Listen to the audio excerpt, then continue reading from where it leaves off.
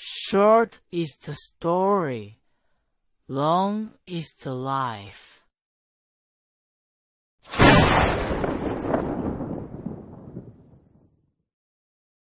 Wukong's archive presents China Urban Legends, The Ferryman of Xijindu.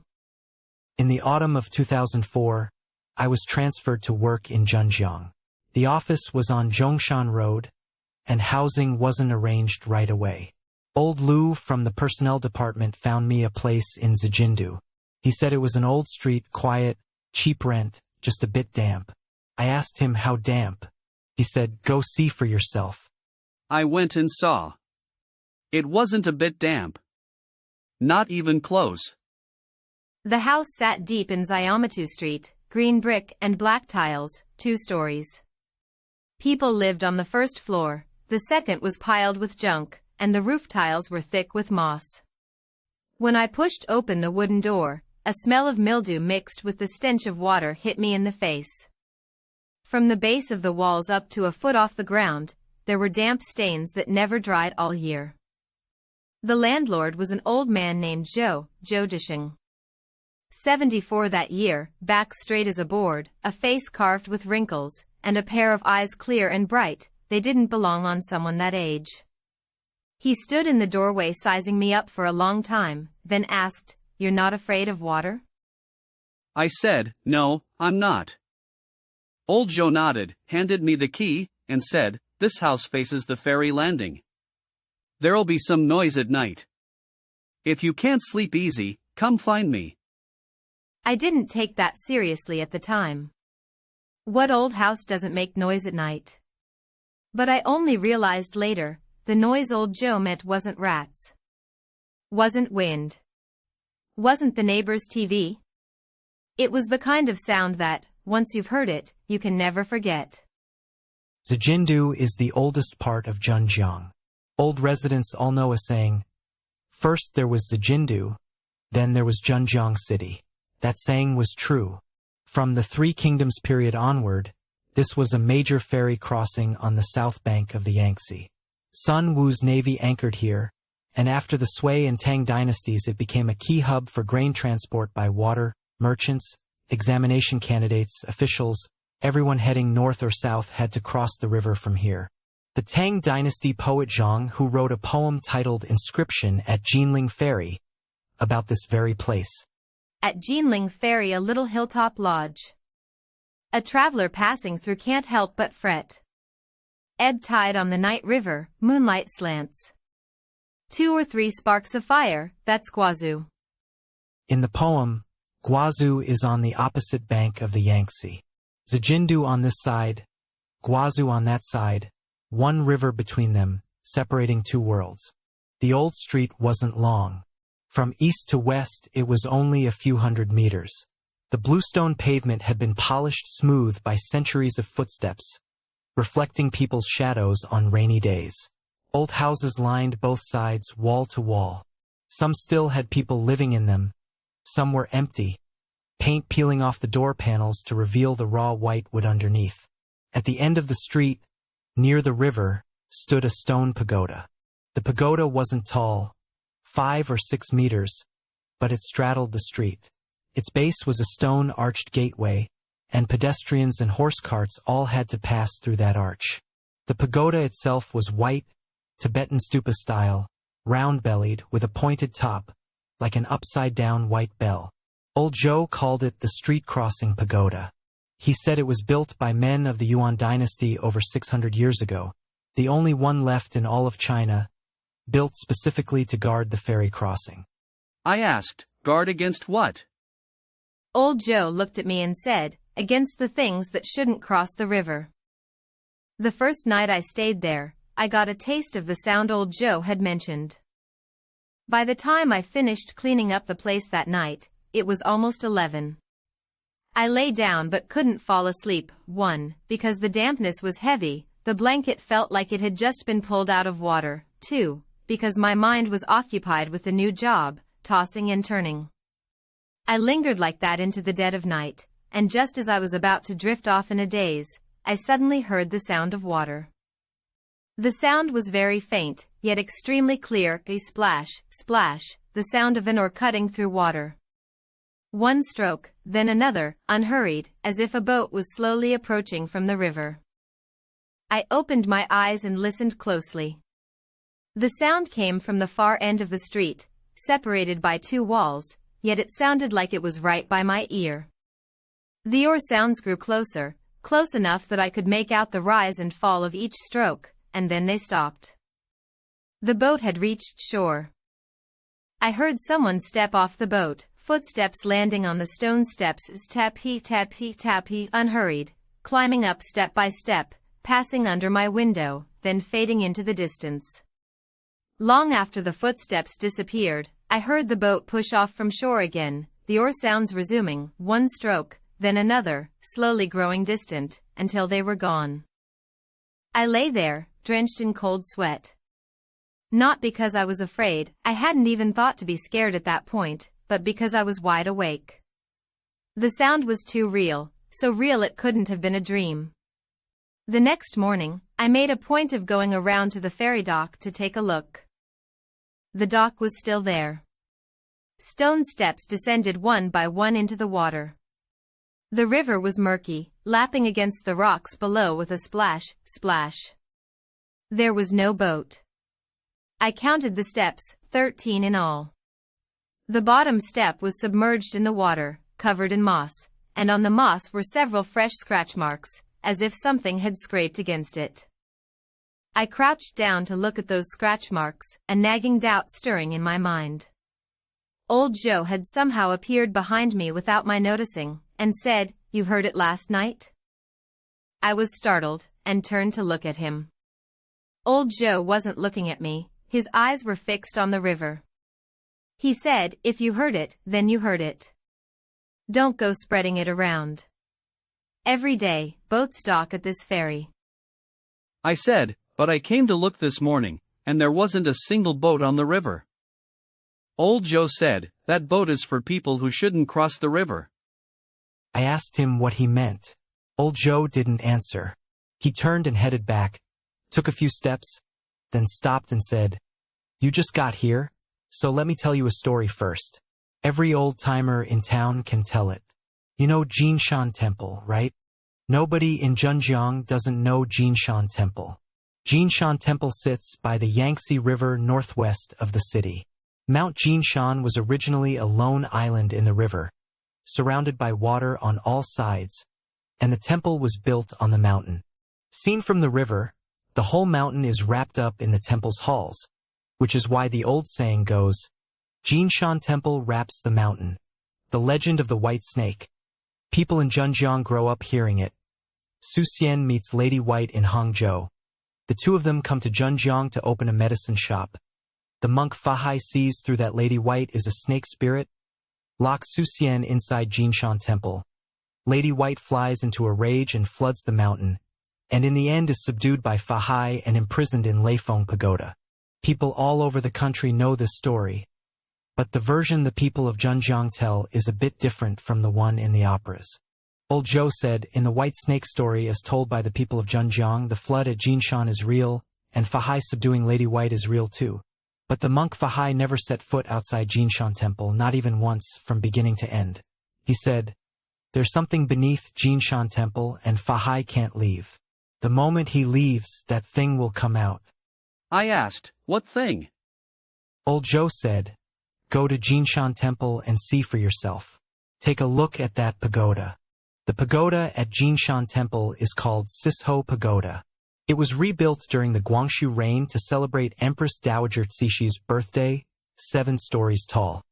With wooden eaves and a brick body, standing atop Gold Mountain, visible from far away, I picked a weekend to visit Jinshan Temple. Admission was 20 yuan. I still remember it to this day. Through the mountain gate, past the Heavenly King Hall and the Grand Buddha Hall, I climbed higher and higher, each hall rising above the last, resplendent and magnificent, the smell of incense mixing with the river breeze washing over my face. Halfway up the mountain, I came upon a stone cave. 3 characters were carved at the entrance. Fahai Cave. Fahai Cave wasn't big, about the size of a single room. Inside sat a stone statue of an old monk, draped in a kasaya, eyes closed, legs crossed in meditation. A few incense sticks were planted in the censer before him. A placard beside it stated that monk Fahai's secular surname was Pei, that he was a man of the Tang dynasty, and that he had originally cultivated at Jinshan Temple, the legend of the white snake being a story invented by later generations. But the old monk who watched over the pagoda didn't believe a word of that. In the cave I met an old monk sweeping the floor. He was 70 or 80, thin as a bamboo pole. I asked him about Fahai. He stopped his broom and said, "Patriarch Fahai never left. He's right here in this cave. He's suppressing the white dragon underneath." I asked him where the white dragon was. The old monk pointed at the ground beneath his feet and said, "Under Gold Mountain is hollow.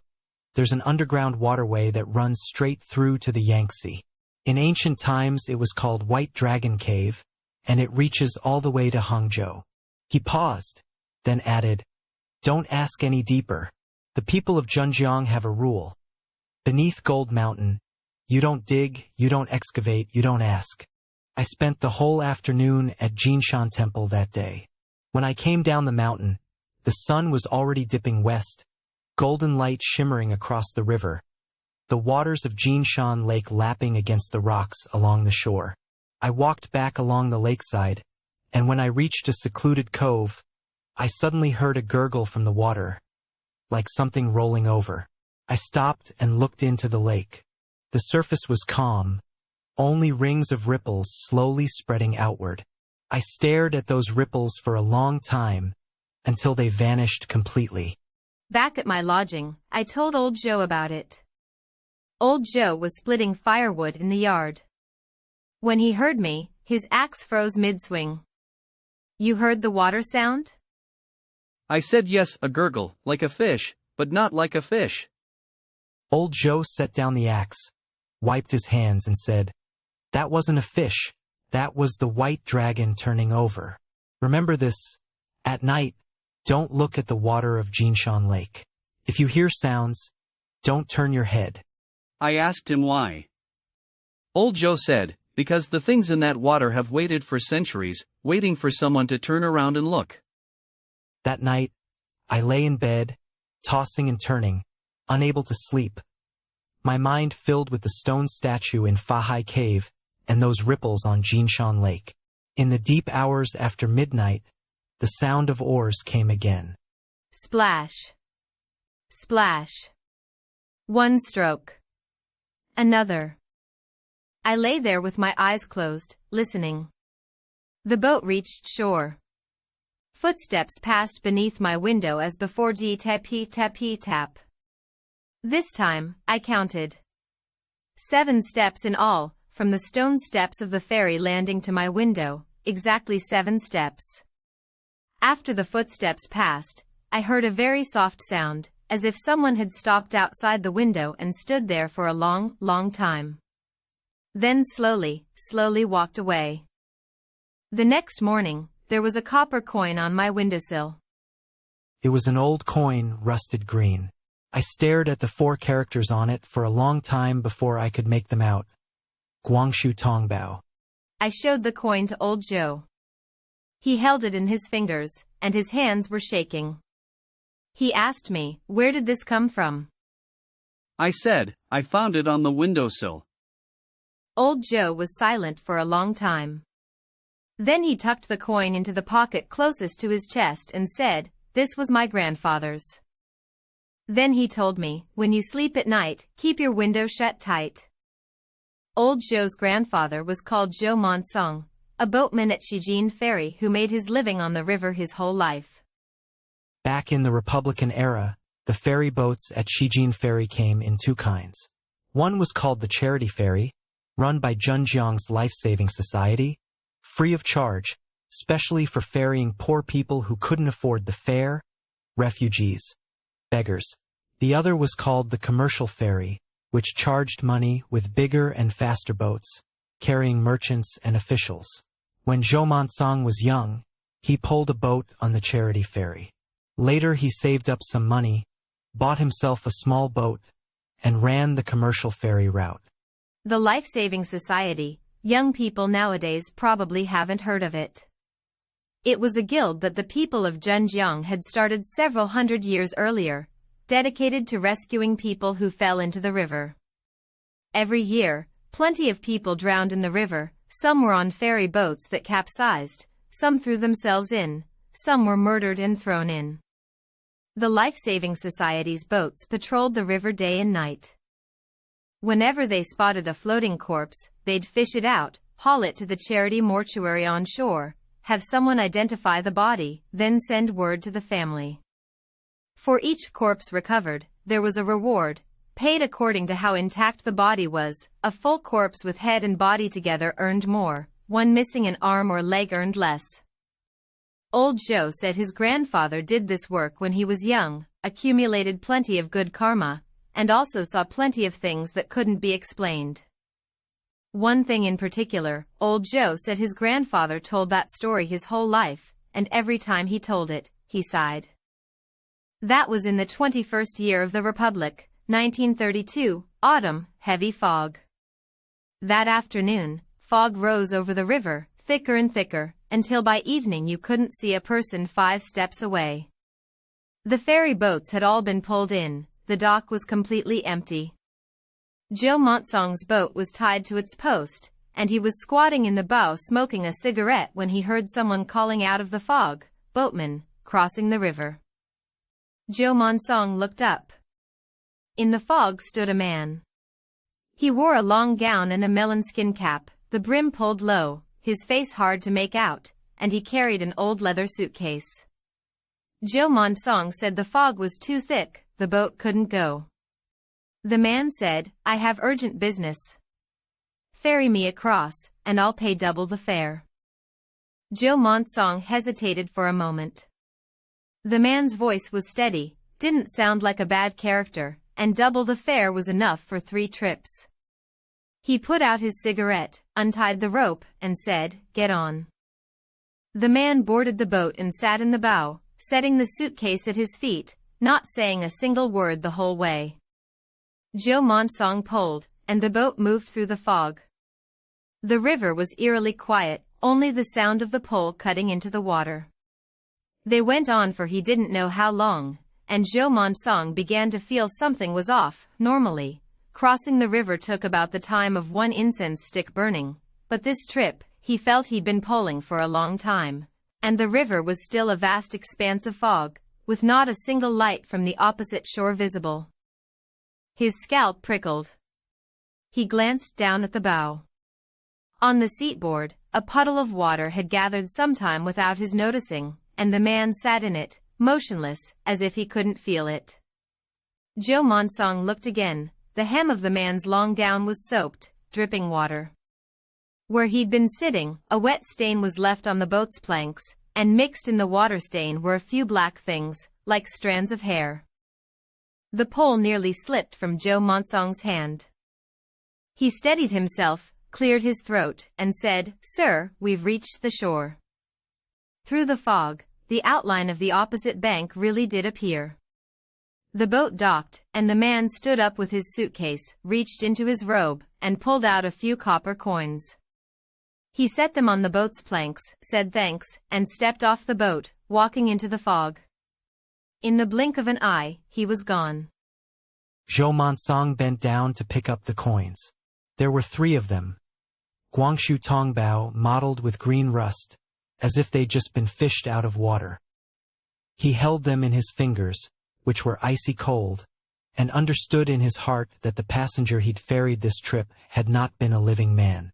He rowed back, and it was almost dawn. Only the next day did he learn that a boat had capsized on the river the night before, a commercial ferry running to Subei. Everyone on board had been lost. Among the bodies pulled out was a man in a long gown and melon skin cap, still clutching an old leather suitcase. And what was inside the suitcase wasn't valuables. It was a scroll of scripture and a packet of paper funeral money soaked through with water. When Old Zhou got to this point, he paused, then said, "My grandfather placed those 3 copper coins on the altar in the main room and kept them there his whole life. In his later years, he often said, after ferrying people for half a lifetime, I finally understood that river carries the living across by day, and the dead by night. When he finished, Old Zhou reached into his pocket, took out that copper coin, set it on the table, and pushed it in front of me. He said, "This one here, it's one of my grandfather's 3. When my father gave it to me, he said that the day this copper coin makes its way back to the ferry dock on its own, that's when you'll know the boats on the other side are short on oarsmen again." That copper coin, in the end Old Zhou didn't take back. He said, "You keep it, put it under your pillow, and it'll let you sleep sound at night." I asked him if that was true. He said, "It's real if you believe it, not real if you don't." Anyway, that's what my grandfather said. I kept it. Strange thing was, for several nights after that, the sound of the oars at the ferry crossing never came again. I even started wondering if what I'd heard before had just been hallucinations from being too tired. Then, a month later, I met Old Han from the Cultural Relics office. Old Han's surname was Han, his full name Han Jingqing. He'd worked at the Zhenjiang Cultural Relics office for over 20 years, specializing in the repair of ancient buildings. That day I was taking shelter from the rain in the waiting pavilion at the ferry crossing, and I saw him squatting beneath the Zhaoguan stone pagoda, using a little brush to clean the mortar between the bricks on the pagoda's base. Bit by bit, I went over to look. He looked up and smiled at me, said, "You're new around here, aren't you?" I said yes. He said, "Old Zhou's house has decent feng shui, but it's heavy with yin energy. Don't open your windows at night." I asked him about the Zhaoguan stone pagoda. Old Han perked up, put down his brush, and told me a whole long story. He said the pagoda was built during the Zhida era of the Yuan dynasty. The exact year wasn't written on the stele, but the shape of the pagoda was a typical Yuan dynasty Lamaist pagoda. Round belly, inverted bowl, 13 rings, and a finial. It's the only fully intact Yuan dynasty pagoda built over a street in the whole country. The arched passage beneath it is called the gateway. According to the old folks, when you pass under the gateway, it's like going through a door. You leave your bad luck outside and bring your good fortune in. So in the old days, people in Zhenjiang, before heading off on a long trip, would make a point of walking under the pagoda to seek luck. I said, "So this pagoda is here to guard the ferry crossing then?" Old Han said, "Guarding the ferry crossing is only one of its functions." He said the placement of the pagoda was deliberate. It sits exactly at the center of the ferry crossing. And underneath the foundation, there's something else. I asked what it was. Old Han glanced around, then lowered his voice and said, "In 1998, the provincial government allocated funds to restore this pagoda, and I was in charge at the site. When the foundation was opened up, it wasn't solid underneath. Buried there was a stone casket, and on top of the casket were 7 blue bricks, with characters carved into them. I made rubbings of all the writing on the bricks. They were the names of 7 people, all surnamed Zhou." My heart jumped. I said, "Zhou?" Old Han said, "Yeah, Zhou. On those 7 bricks, besides the names, each one had a sentence carved on it. On the first brick was carved, 'Ferry one life across, earn a brick of virtue.' The second, 'Ferry one life across, earn a brick of virtue.' The third, the fourth, all the way to the 7th, every single one had the exact same sentence." I said, "That's 7 generations." Old Han nodded and said, "As for what was inside the stone casket, I didn't dare look through all of it. I only glanced at it. Inside was a set of booklets wrapped in oilcloth, bundled up in layer after layer. I unwrapped the oilcloth. On the cover, for characters written in ink red, 'Register of the Ferry Dead.'" He paused, then said, "I didn't dare open that register. I called Old Zhou. Old Zhou came over, squatted beneath the pagoda for an entire afternoon, and carried that set of booklets away. Later I asked him what was written in them. Old Zhou said, "Nothing much, just some old accounts." After that, he never mentioned it again. I asked Old Han, "Those rubbings of the brick inscriptions, do you still have them?" Old Han said, yes. I'll go look for them. If you want to see them, I'll give them to you. That evening, Old Han sent me photos of the rubbings from all 7 bricks on my phone. The photos were very clear. 7 lines of characters, 6 names, all ancestors of the Zhou family, spanning from the Daoguang era of the Qing dynasty all the way to the Republic. The name on the 7th brick I recognized, Zhou Mansong. The final line at the bottom was written with cinnabar, colored red like blood. It read, the 22nd day of the 3rd month, the 38th year of the Republic of China, recording the final entry. The 38th year of the Republic of China was 1949. That winter, Zhenjiang turned cold early. At the end of November, the river wind picked up, and standing at the ferry, even a padded cotton jacket could be blown right through. After a few months in Zhenjiang, I had gotten the hang of the work and got to know quite a few locals. One of them was a forest keeper on Jiaoshan, surnamed Qin, named Qin Danian, and everyone called him Old Qin. Old Qin was 70, had spent his whole life looking after the woods on Jiaoshan, and knew every plant and tree on the mountain. I met him at the Jiaoshan ferry. Jiaoshan sits in the middle of the river, surrounded by water, so you had to take a boat to get there. The day I went to Jiaoshan to see the Forest of Steels, I took Old Qin's boat.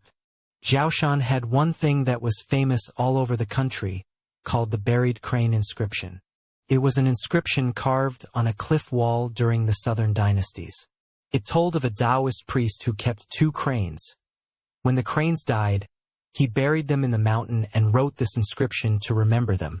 The characters were in regular script, said to be from the hand of Wang Shiji, and calligraphers of every dynasty had to come to Jiaoshan to see it. But Old Qin had no interest in the buried crane inscription. He told me that the thing that actually held something down on Jiaoshan was not that steel, but the fort. The Jiaoshan fort was on the eastern slope of Jiaoshan. It was built during the Daoguang reign of the Qing dynasty, made of stone blocks and glutinous rice lime mortar. It had a total of 8 gun emplacements with dark gun muzzles facing the river. In 1842, the Opium War reached Zhenjiang. The British came up from Wuzhongkou, fighting their way along. Zhenjiang was the gateway to Nanjing, and the garrison fought a hard battle there. The Qing troops at Jiaoshan Fort fired their crude cannons at the British ironclads for a whole day. When the ammunition ran out, they tore stones from the fort and threw them down. In the end, the British landed on the flank, went around behind the fort, and took it.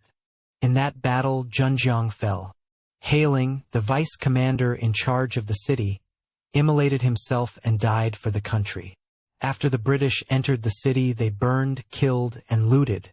Several thousand people died in Zhenjiang. Old Qin said that his great-great-grandfather was a Qing soldier who died on Jiaoshan in that battle. I asked Old Qin what stories the fort had. Old Qin said, the fort itself was nothing special, but every year when the 7th lunar month came, you could hear sounds in the night. He said that when he was young, he had stood night watch at the fort. That was in the 70s. He was in his early 20s, working as a worker at the Jiaoshan forest farm. When it was his turn for night duty, he slept in a work shed next to the fort. One year on the 15th of the 7th lunar month, the first half of the night was fine, but in the second half he suddenly heard a burst of footsteps coming from the fort, the sound of many people marching in step. Thud, thud, thud, as orderly as drilling. They walked from the east end of the fort to the west end, and then from the west end back to the east end. He was too scared to move, lay in the shed, and listened all night. The footsteps only stopped when dawn was about to break. He said that in later years, he heard it every year on the 15th of the 7th lunar month. Eventually, he figured out the pattern. The sound only came on nights when fog rose over the river. I said, could it be boats on the river, or the wind? Old Qin said, I thought that too. But one year, I deliberately picked a foggy night and crouched in the bushes beside the fort to watch. Guess what I saw? I didn't speak. Old Qin said, I saw people standing on the fort. 1, 2, 3, more and more, until all 8 gun positions were packed with a huge dark mass. They all faced the river, not moving at all. I wanted to shout, opened my mouth, but nothing came out. Those people just stood there all night. When dawn was near, the fog dispersed, and the people dispersed too. He said, I later checked old archives. In that battle in 1842, the Qing troops at Jiaoshan Fort numbered 170 in total. Those who survived were fewer than 10. He looked at me and said, those more than 160 people come back every year on the 15th of the 7th lunar month to guard the fort. Beigu Mountain stands north of Zhenjiang City, right against the Yangtze River. The mountain isn't tall, but it's steep, surrounded by water on 3 sides, like an ox poking its head into the river. On the mountain sits Zhenjiang Temple, the place where Lady Wu, mother of Sun Quan during the Three Kingdoms period, interviewed her son-in-law. When Liu Bei came to eastern Wu to marry, Sun Quan had originally planned to use this opportunity to detain him. Lady Wu met Liu Bei at Zhenjiang Temple, and seeing that this son-in-law was handsome and dignified, she nodded her approval on the spot. So the people of Zhenjiang say that Zhenjiang Temple is where Liu Bei came to marry his bride. The Beigu Tower on Beigu Mountain was built by later generations to commemorate Xijindu. In his later years, Xijindu was stationed at Jinko. Standing on Beigu Tower, gazing at the Yangtze, he wrote a CI poem to the tune of Yongyu Lu.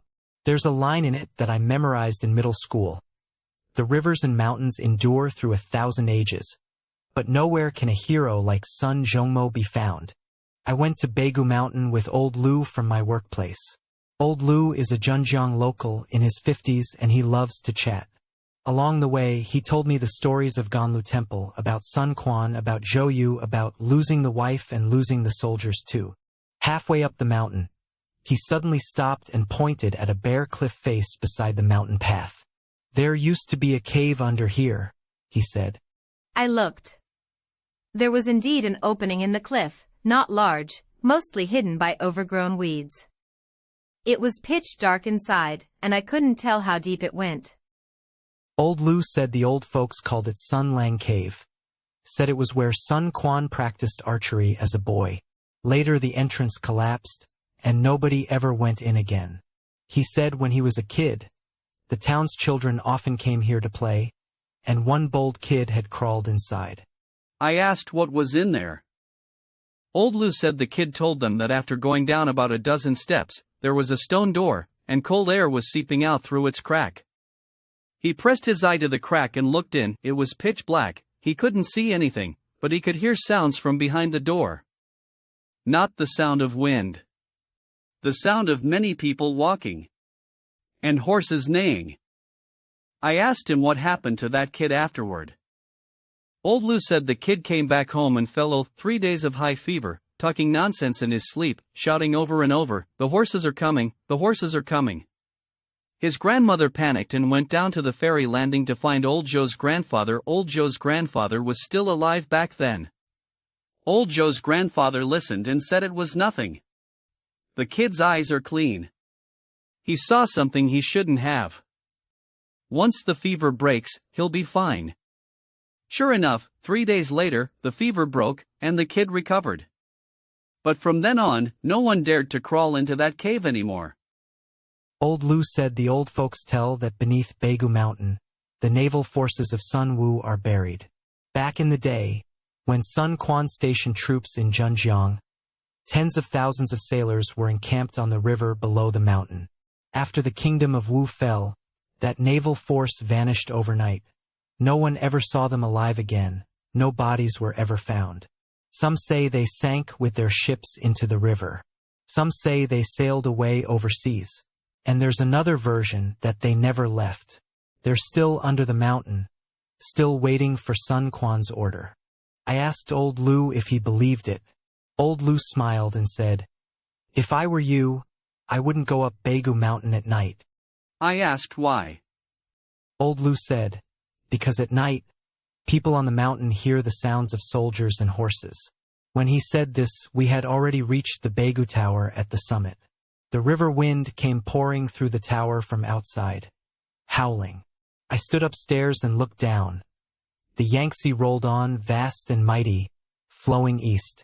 Fog had risen over the river, a gray blur, and nothing could be seen. That night I had a dream. In the dream I stood atop Begu Mountain and saw the river surface densely packed with ships. An endless dark expanse, no end in sight. On every bow stood a man in iron armor, utterly motionless, facing the south bank. On the south bank's slopes, people also stood in throngs, equally motionless. The two sides just stood there, facing each other across the river. Then I heard someone whisper in my ear, "It's not time yet." In the old city of Zhenjiang, there is a street called Dashi Road. The street isn't wide, but the buildings on both sides are impressive. All in the Western style from the Republican era, with red brick, arched windows, and carved floral designs above the doorways. This area was a British concession over 100 years ago. In 1861, when Zhenjiang opened its port, the British marked off a piece of land at the foot of Yangtze Mountain, built a consulate, trading houses, and a church, taking over the best stretch of riverside property.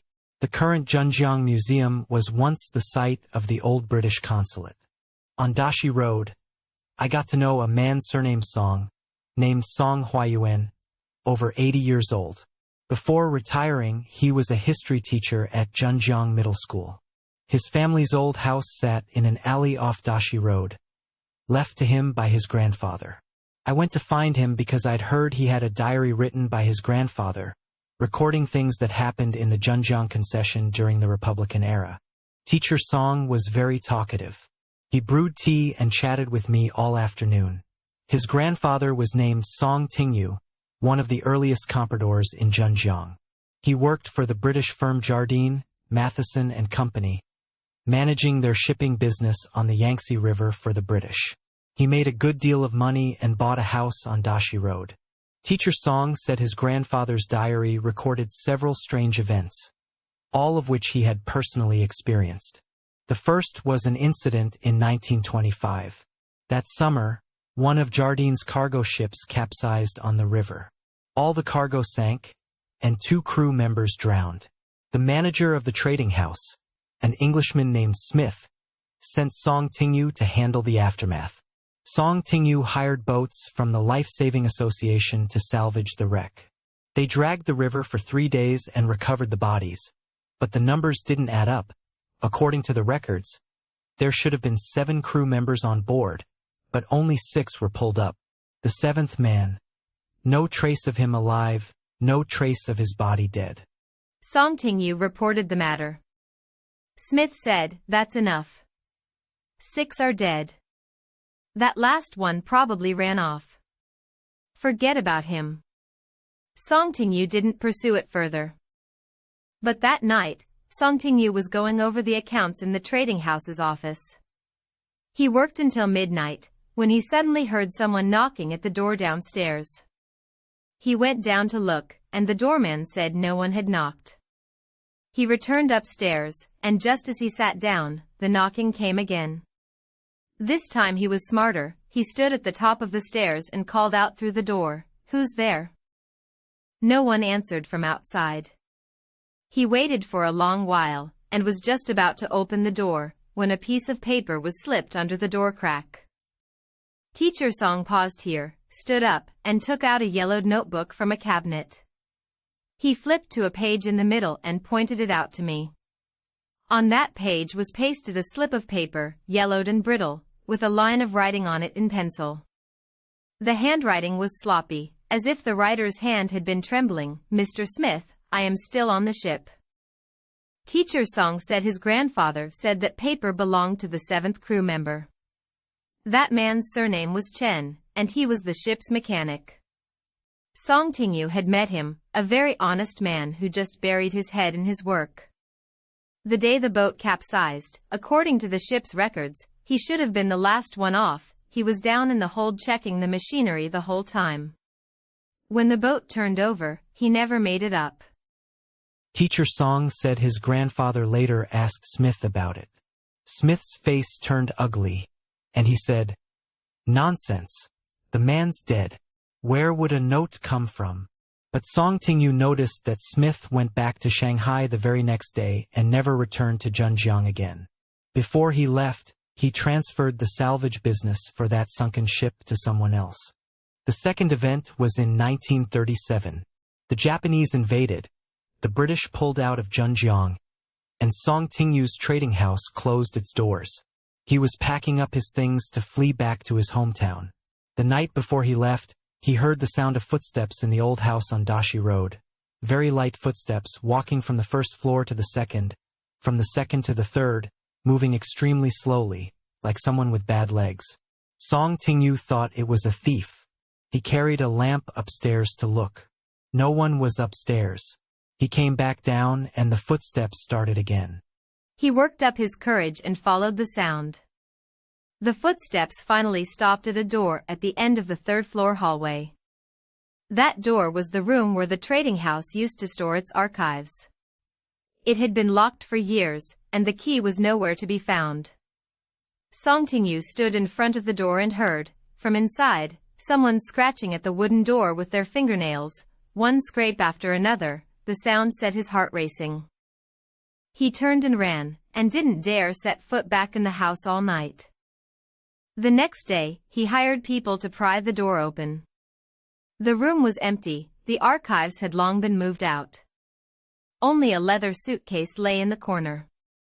When the suitcase was opened, inside was a set of trading house uniforms, folded neatly. Underneath the uniforms was a pocket watch. The watch had stopped, its hands frozen at 2:40. Teacher Song said that 2:40 was the time his grandfather had looked up, the exact moment that cargo ship had sunk in 1925. The matter of Gold Mountain Lake was told to me by Old Zhou. It was a night after winter had set in, the weather cold. I was warming myself by the fire in Old Zhou's place, and he'd had a couple extra measures of liquor, so his words flowed freely. Old Zhou said that Gold Mountain Lake wasn't always called a lake, it used to be called a shoal. Around Gold Mountain, since ancient times, there had been an enormous stretch of reed marsh. When the river rose, the water flooded in, when the river fell, the water receded, leaving exposed, for dozens of li in every direction, nothing but water plants and muck. People couldn't get in, boats couldn't get in either, only wild ducks and waterfowl went through it. The old folks said that quite a few people had drowned in those reed marshes, some who'd slipped and fallen in, some who'd thrown themselves into the river, some who'd been killed and thrown in by others. Their bodies sank into the mud and never came out, even centuries later. In 1975, Zhenjiang launched a land reclamation campaign, planning to fill in the reed marshes of Gold Mountain Lake and turn them into paddy fields. It was a massive project. Several thousand people were pulled from factories, mines, and enterprises across the city, and they marched in force to the lakeshore, hauling earth, building dikes, pumping out water, working through an entire winter. That year, Old Zhou was 43, working at the shipping company. He was also drafted into the project and assigned to the earth-carrying crew. He said that when the reclamation work reached the spring of the second year, something happened. That day, the water pumps drained the last stretch of water in the middle of the lake, revealing the dark, black lake bed. The bottom was nothing but thick mud, waist-deep in places. If you stepped into it, it swallowed you up to the knees. The workers were just throwing themselves into digging out the muck when someone suddenly shouted, "There's something down here." Old Zhou said he was resting at the shore at the time. When he heard the shout, he hurried over to look. In the middle of the lake, a large patch of mud had been dug away, and beneath it was a stretch of something dark, like a thick log, lying crosswise in the sludge. Someone took a shovel and scraped at it, knocking off the mud caked on top, and what was revealed was a section of boat hull. It was a sunken vessel. The boat wasn't large. The wood had already rotted to black, and iron nails were still driven into the hull, rusted into lumps. The workers crowded in a circle, talking all at once.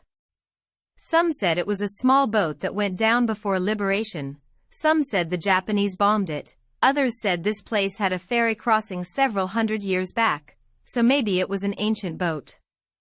A supervisor from the project came over, took a look, and said, "Dig it out and see."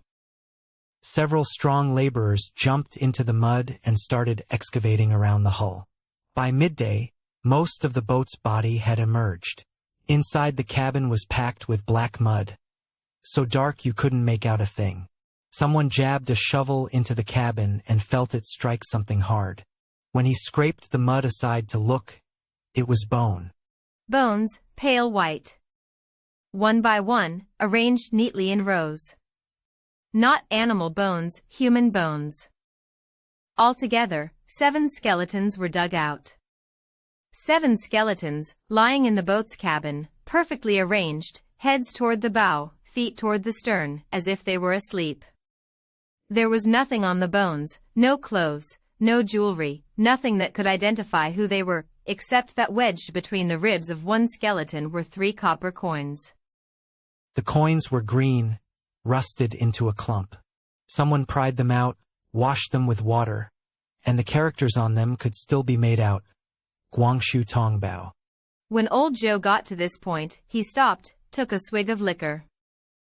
I said, "And then what?" Old Zhou said, "Afterwards, the work crew gathered up the bones, wrapped them in straw mats, and buried them in a mound by the lakeshore, without even setting up a headstone. Orders came down from above saying this matter was not to be spread around. Land reclamation was a major national project, and it couldn't be halted over a few skeletons." The work went on as before. But from then on, strange things started multiplying at the lakeside worksite.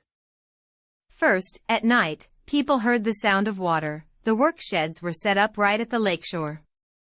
In the middle of the night, even though the lake had been pumped dry, someone would hear the swish-swish of oars, stroke after stroke, coming from the heart of the lake toward the shore. It would reach the bank, pause, then row back out. Several trips back and forth in a single night. Then people started seeing figures. When someone got up to relieve himself at night, he'd see a man standing in the middle of the lake, white clothes, face unclear, standing perfectly still in the mud. If you called out to him, no answer. If you shone a flashlight in that direction, the figure would vanish, and in the mud there wasn't even a footprint. Later, something truly bad happened. There was a young man in the earth-carrying crew called Erbao, just over 20, strong and hardworking, a good kid. That evening, as work was ending, Erbao said he was going to the lake to wash the mud off his feet. Everyone said, "The lake's dried up, what's there to wash?" Erbao said, "There's still a puddle of water in the middle of the lake, I'll go wash there." He went, and never came back. They searched until dark before they found him in the middle of the lake. He was lying face down in that puddle of water, drowned. That puddle, at its deepest point, wasn't even up to the knee. Old Zhou said, on the day Erbao was buried, his grandfather came, that is, Zhou Monsong. Zhou Monsong was already past 80 by then, leaning on a cane, standing at the lake's edge, gazing for a long time. Someone asked him what he was looking at. He said, "At that boat." He said, "That boat, it's here to pick people up." After Old Zhou finished telling Erbao's story, the room was quiet for a long time. The fire in the stove crackled, and the river wind outside the window howled. I asked him whether they ever found out who those 7 skeletons belonged to. Old Zhou shook his head and said, "You can't find out. Under that lake, over the centuries, how many boats have sunk, how many people have drowned. Nobody can say for sure." He paused, then said, "My grandfather said those 7 skeletons were most likely from a ferry that went down during the Guangshu rain. A boat capsized on the river that year, 7 people on board, all gone. Some said it hit a hidden reef, some said it was river bandits. They dragged the river for half a month and didn't pull up a single body. The families of the 7 knelt at the ferry landing and cried for 3 months. They wore the threshold of the life-saving society smooth." He said, the boat was found, and the people were found too. Just almost 100 years too late. After that, I didn't sleep well for days. During the day at work I was fine, but at night, lying in bed, my ears were full of sounds, the creak of oars, the splash of water, footsteps, and that image of Erbao lying face down in the shallow water, drowned, kept turning over and over in my mind. One night in the 12th lunar month, I finally couldn't hold back and decided to go to the ferry landing myself.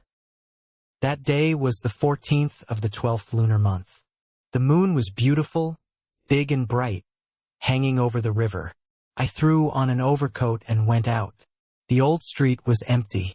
The flagstones gleamed white in the moonlight, and the old houses on both sides stood dark and silent, windows shut tight. I walked past the Zhaoguan stone pagoda, passing through the archway beneath it, with the white pagoda directly overhead. The moonlight fell on the tower, white enough to sting the eyes. Maybe it was just my imagination, but as I walked under the pagoda, I couldn't shake the feeling that something was watching me. I reached the ferry landing. The stone steps ran down into the water one by one, 13 steps, I'd counted them. The river water was dark and heavy, no waves, flat as a mirror, with moonlight spreading a layer of silvery white across the surface. I stood on the steps and waited for a while. Nothing was on the river. The wind blowing off the water carried a damp chill that cut to the bone. I laughed at myself for being paranoid, turned to leave, and then, suddenly, I heard the sound of water. Splash. Splash. Oars. Coming from the middle of the river. Steady, unhurried, one stroke after another, moving toward the shore. I stood on the steps and didn't move. The oar sounds grew closer, closer, until I could feel the vibration of water slapping against the stone steps. Then the fog rose. The fog came incredibly fast, as if it had rolled up from the riverbed. In the blink of an eye, it covered the entire river. Everything was a blur of white, you couldn't even see the water. I heard the sound of a boat reaching shore, wood bumping against stone, a soft thud. Out of the fog, the outline of a boat slowly took shape. It was a small black canopied boat, its hull pitch black. At the bow hung a white paper lantern, and the flame inside it was a pale greenish-white, flickering on and off. There was no one on the boat. Really, no one, the bow, the stern, the cabin, all empty, not a single figure. But the boat moved by itself. It slowly came alongside the stone steps and stopped steady, as if an invisible hand were at the tiller. I stood on the steps, my whole body stiff. The white lantern swayed in front of me, its pale light shining on the stone steps and on my face. I heard a sound from inside the boat, soft, faint, like someone sighing, or like water sloshing in the hold. I took a step back, just that one step, and my foot kicked something. A sharp clink echoed through the night, harsh and clear. I looked down. A copper coin had rolled out of my trouser pocket. It was the Guangxu Tongbao Old Zhou had given me. It was rolling down the stone steps, 1 step, 2 steps, 3 steps, down to the water's edge where it stopped. The coin lay still on the last step, half submerged in the water. The white lantern at the boat's bow went out, all at once. The fog dispersed. The moon was still in the sky. The river went back to calm, dark and silent, nothing there at all. No boat. No lantern. No fog.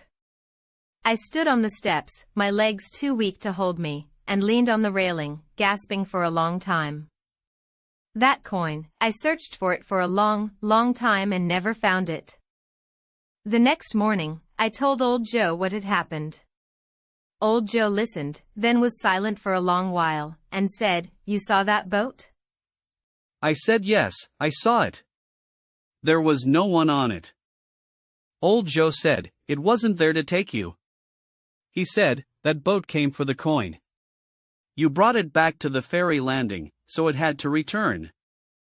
I said, those 7 skeletons, and Erbao, and the man in the long gown your grandfather ferried, did they all leave on that boat? Old Zhou didn't answer. He stared at the river for a long time, then said, my grandfather said that boat doesn't come in the day. It comes at night. The living can't see it, the dead ride it. The ferry landing has 13 steps.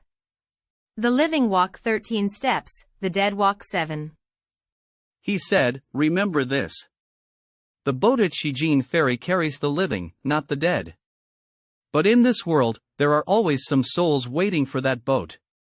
I lived in Zhenjiang for 2 years. In the autumn of 2006, my unit transferred me back to the provincial capital, and I left Xijindu. Before I left, I went to say goodbye to Old Zhou. Old Zhou was still the same as ever. Back straight, eyes bright and clear. You wouldn't think he was 76. He walked me to the ferry landing and took something out from inside his jacket, pressing it into my hand. I looked down.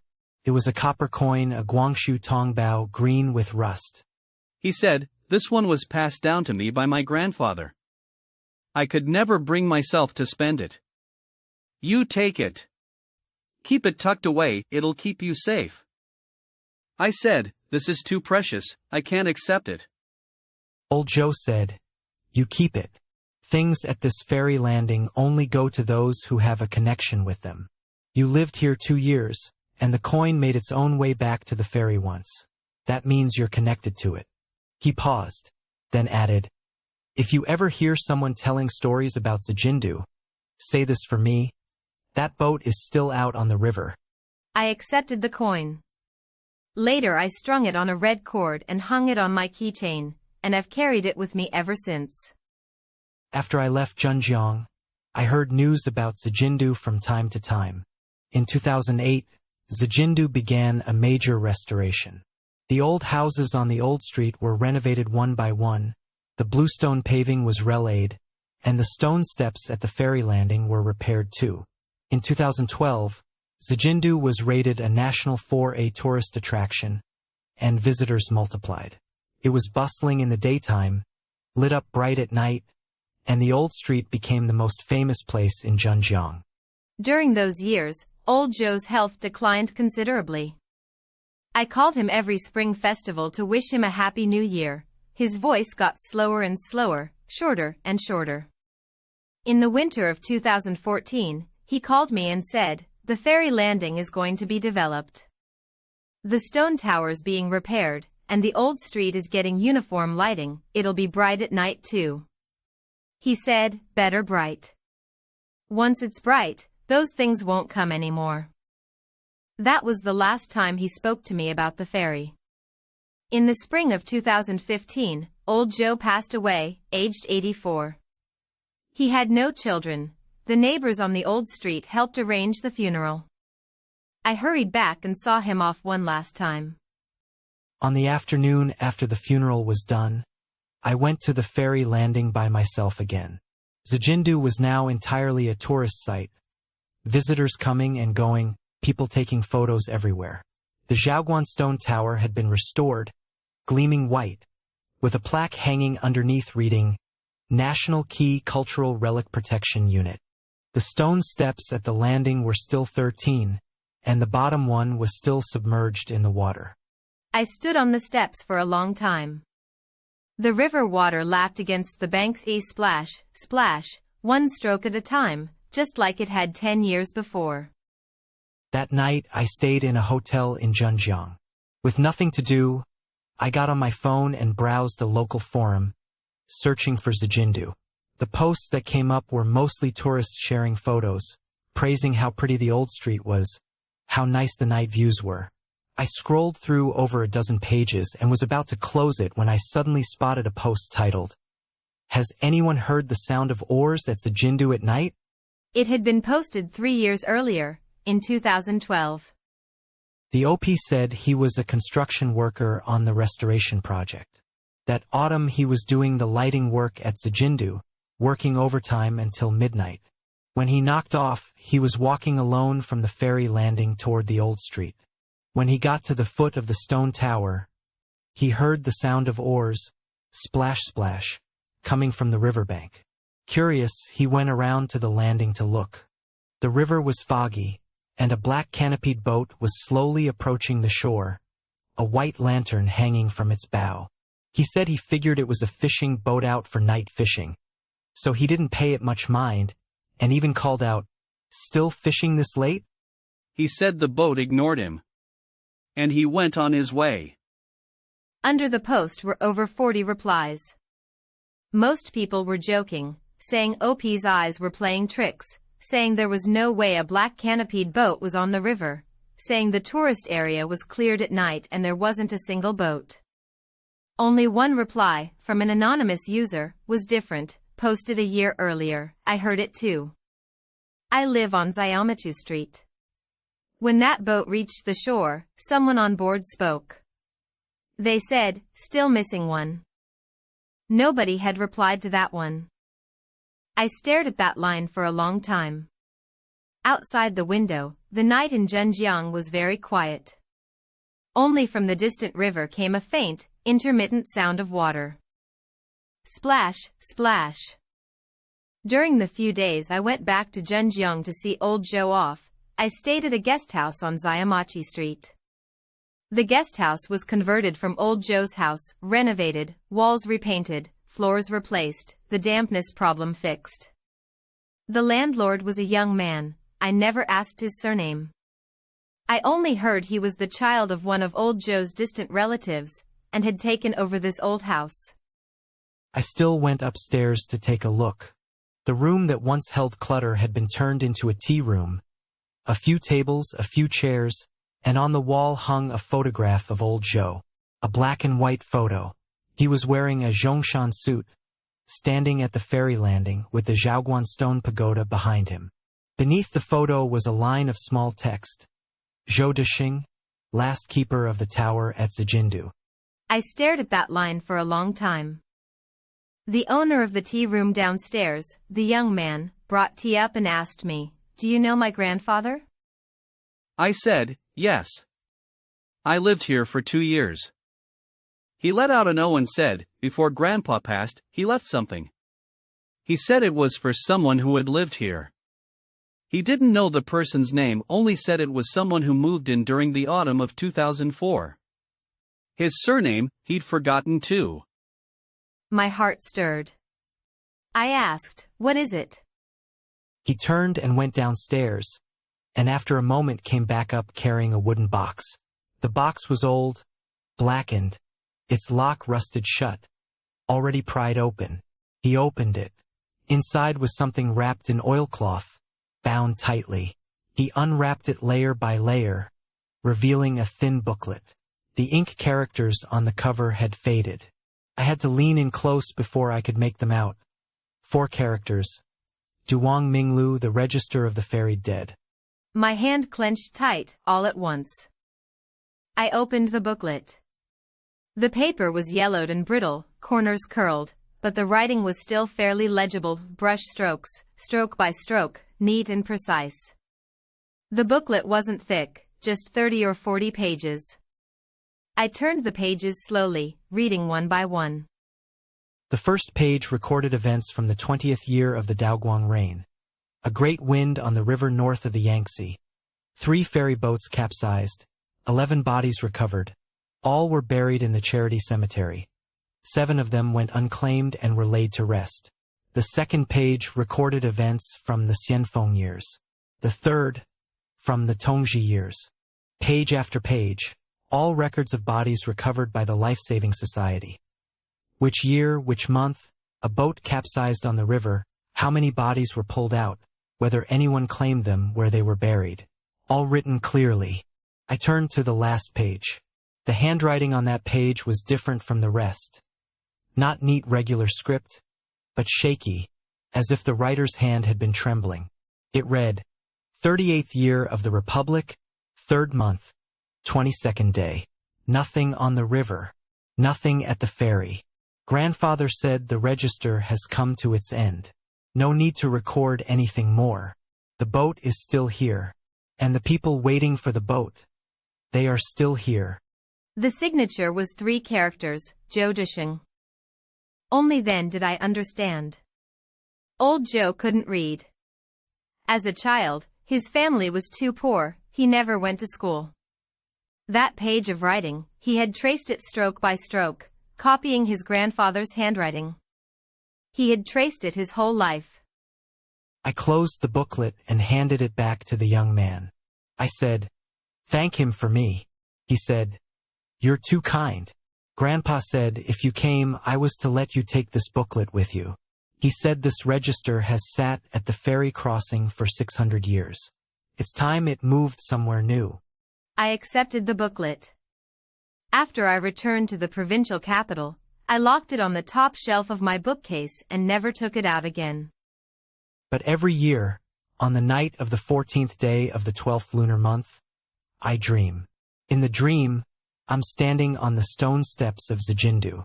The river water is pitch black, moonlight spreading across the whole river. Fog rises from the water, and through the fog, a black canopied boat drifts slowly toward the shore. A white paper lantern hangs from the prow, its pale blue flame flickering. There is no one on the boat. But I know the boat is waiting. Waiting for one more. Just one more person. The story is finished. What do you think? If you enjoyed this story, please like and subscribe. New urban legend every day.